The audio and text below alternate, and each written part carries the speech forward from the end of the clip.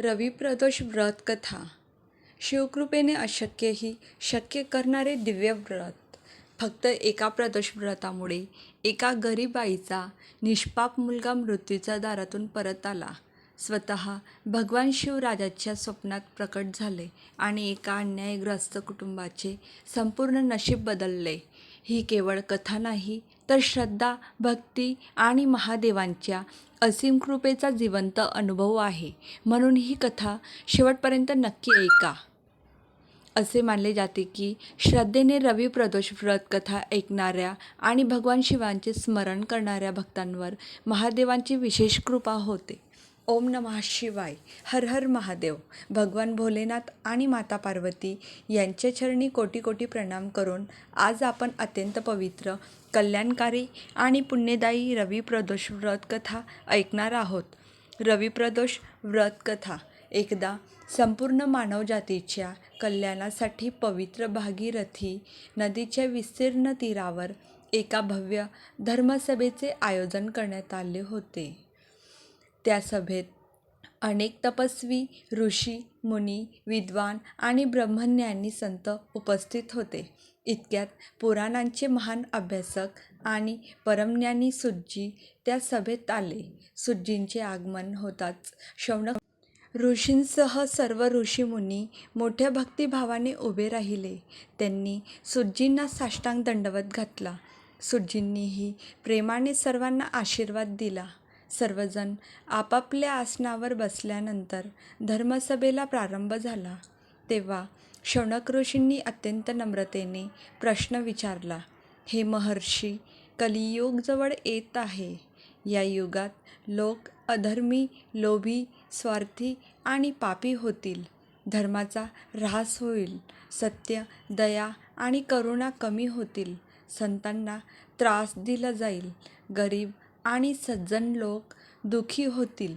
अशा वेळी संपूर्ण मानवजातीचे कल्याण कोणत्या उपायाने होईल? भगवान शिवांना प्रसन्न करणारे असे कोणते व्रत आहे जे सर्व दुःख दूर करून मनुष्याला सुख, शांती आणि मोक्ष प्राप्त करून देईल? ऋषींचा हा प्रश्न ऐकून सूतजी अत्यंत प्रसन्न झाले.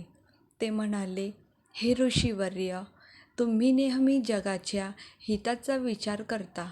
म्हणून मी आज तुम्हाला एक अत्यंत गुप्त, श्रेष्ठ आणि कलियुगातही सहज करता येणारे दिव्य व्रत सांगणार आहे.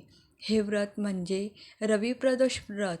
जो मनुष्य श्रद्धा, भक्ती आणि विश्वासाने हे व्रत करतो त्याची पापे नष्ट होतात, संकटे दूर होतात.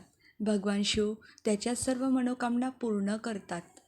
त्यानंतर सूतजी म्हणाले, या व्रताची महिमा सांगणारी एक अद्भुत कथा आहे.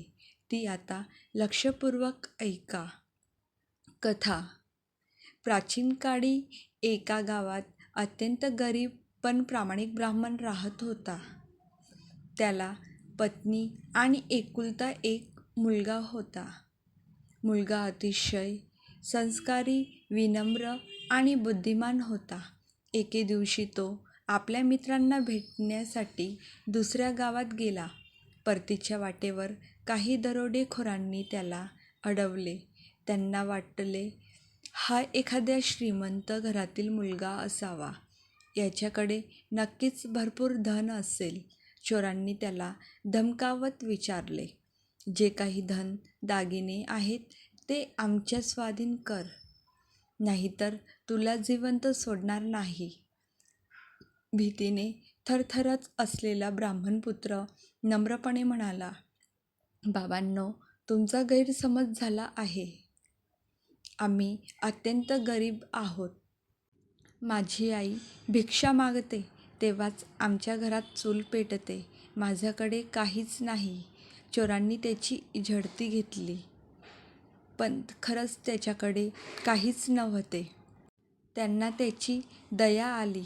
त्यांनी त्याला सोडून दिले. दिवसभर चालल्यामुळे तो खूप थकला होता. भूक, भीती आणि अशक्तपणामुळे तो वाटेत एका मोठ्या वडाच्या झाडाखाली बसला. क्षणातच त्याला गाढ झोप लागली. योगायोगाने त्या राज्यात त्या काळात चोरीच्या घटना मोठ्या प्रमाणात वाढल्या होत्या. राजाचे सैनिक चोरांचा शोध घेत होते. त्यांनी झाडाखाली झोपलेल्या त्या अनोळखी मुलाला पाहिले.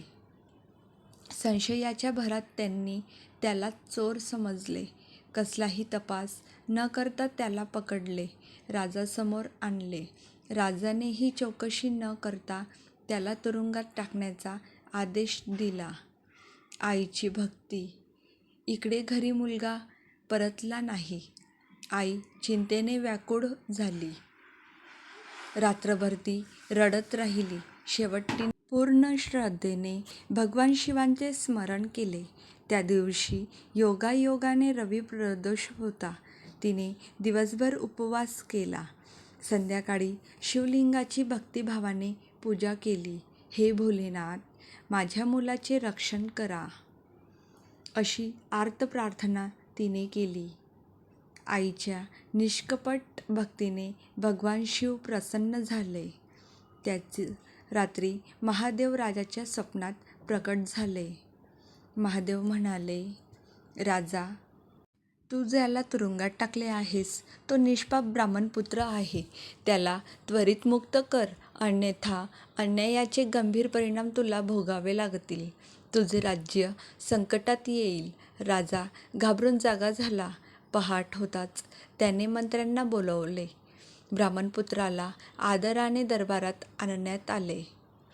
राजाने सर्व हकीकत विचारली.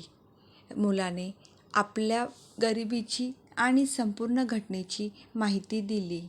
राजाला आपल्या चुकीची जाणीव झाली.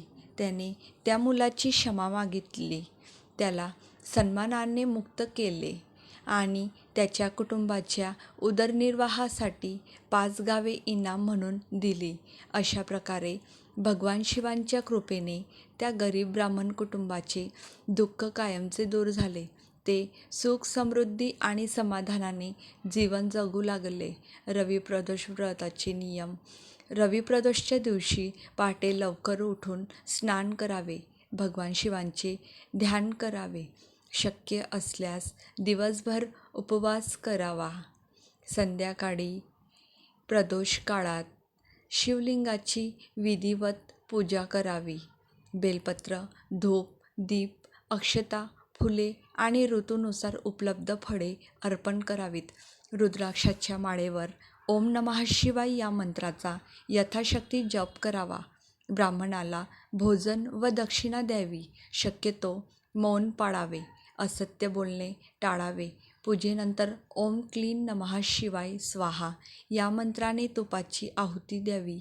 दिवसातून एकदाच भोजन करावे. जमिनीवर शयन करावे. विशेषतः श्रावण महिन्यात हे व्रत केल्यास अधिक पुण्य प्राप्त होते. या कथेतून आपल्याला एक महत्त्वाचा संदेश मिळतो.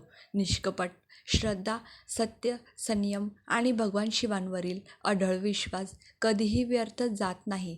संकट कितीही मोठे असले तरी महादेव भक्ताचे रक्षण करतात. जे भक्त श्रद्धेने रवी प्रदोष व्रत करतात किंवा ही कथा भक्तिभावाने ऐकतात, त्यांच्या जीवनातील अडथळे दूर होतात आणि भगवान शिवांची कृपा त्यांच्यावर सदैव राहते. हर हर महादेव. जर तुम्ही ही संपूर्ण रवी प्रदोष व्रत कथा श्रद्धेने ऐकली असेल तर कमेंटमध्ये नक्की लिहा ओम नमः शिवाय. ही पवित्र कथा आपल्या कुटुंबियांपर्यंत आणि मित्रांपर्यंत जरूर पोहोचवा, जेणेकरून भगवान शिवांची कृपा अधिकाधिक भक्तांवर होईल. अशाच पवित्र व्रत कथा, आरत्या, स्तोत्रे आणि धार्मिक माहिती ऐकण्यासाठी आमच्या चॅनलला सबस्क्राईब करा. व्हिडिओला लाईक करा आणि बेल आयकॉन दाबायला विसरू नका. हर हर महादेव. ओम नमः शिवाय.